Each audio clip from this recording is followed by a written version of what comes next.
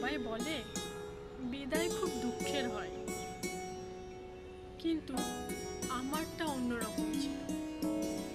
আমি হাসি মুখে তাকে বিদায় দিয়েছিলাম, কারণ আমি ভাবতাম বিদায়টা আমাদের চিরদিনের নয়, আজ নয় তো কাল সে ফিরে আসবেই।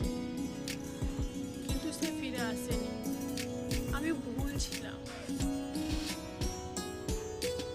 ভালোবাসা কি এমনই, যাকে একবার বিদায় দেওয়া যায় সে কি আর কখনো ফিরে আসে না? সে কি আমাদের কষ্টটা ফিল করতে পারে না যে আমরা কষ্টে আছি?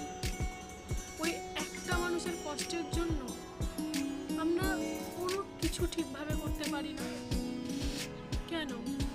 সে কি একবার ফিরে আসতে পারে না? খুব জানতে ইচ্ছে করে সে কি ভালো আছে।